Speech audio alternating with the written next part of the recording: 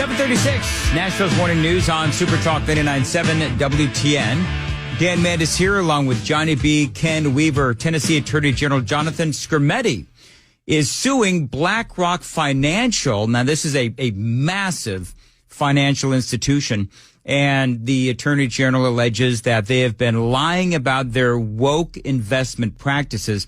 Now, remember what ESG is, folks, in case you don't remember. ESG is an acronym for environmental, social, and governance. It's a whole movement. And basically, it means that investments are being made with some sort of social accountability as well. And by the way, and I'll get into this with the Attorney General, but those ESG investments, according to the Wall Street Journal, they don't do nearly as well as neutral investments. And so the point is that all of us are saving for retirement. And are you, working with a company that is utilizing ESG philosophies, which means that your money isn't getting the kind of return that it normally would? Now, the Attorney General joined us on Super Talk 99.7. Jonathan Skrmetti, thank you very much for being here. Thanks for having me back, Dan. It's great to be on. So let's talk about this. Number one, I realize that BlackRock is absolutely huge, but why did you decide to target BlackRock in this lawsuit? Well, BlackRock is the biggest. They have almost $10 trillion in assets under management.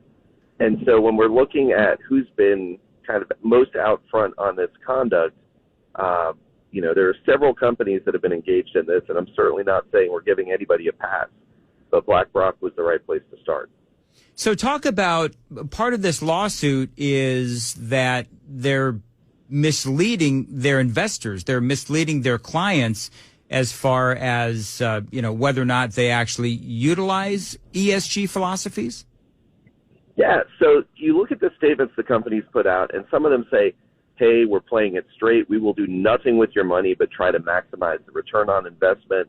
We are a neutral financial institution. All we care about is the money. But then there are other statements that say, we are committed to the environment. We are going to do everything in our power to lower greenhouse gas emissions. They made a commitment to use every asset under management to further these environmental goals. And so somebody looking at what the company said isn't going to be able to tell whether they're actually using these ESG strategies or not in investment.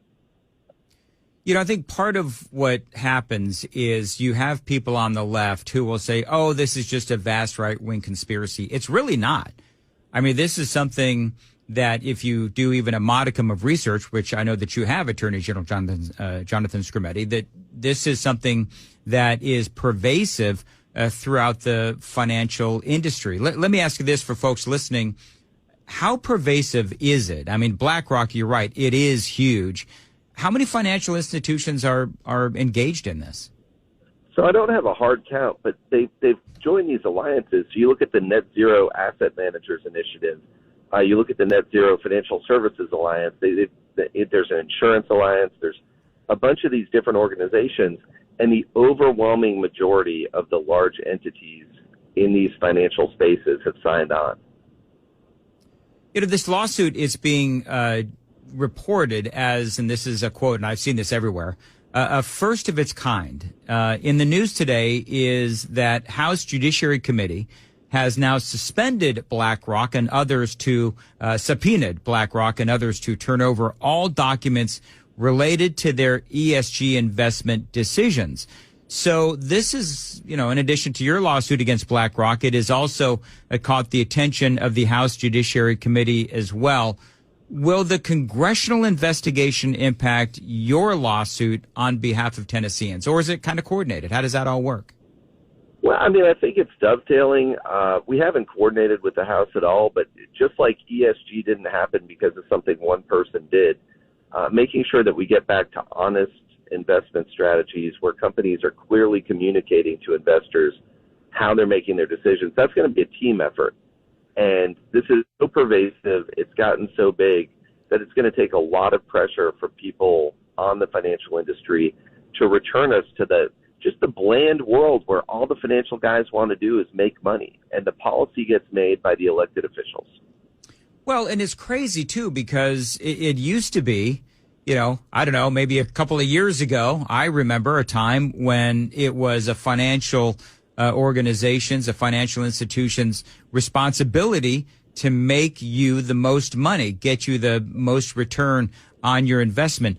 Let me ask you this. Does it even matter? Because one of the things that I have definitely noticed in my research on ESG investing is that you'll have some places like Harvard Review and the Wall Street Journal that will say, oh, yeah, ESG investments, they are not returning as much on your investment than neutral investments. But then you'll have other entities, other journalists or whatever that will say, oh, yeah, ESG investments are great. They're far higher than neutral investments. Why is there such a discrepancy between all of this? I suspect that it's just how they count the dollars, how they count the money. So if ESG investments were getting better returns than neutral investments, then all the neutral investments would become ESG investments. If your focus is on making money, you're going to make more money than if your focus is on both making money and doing something else. But that's a fact question, and we'll be able to look at the numbers. The numbers that we've seen show that over time, ESG investing does not do as well as neutral investing.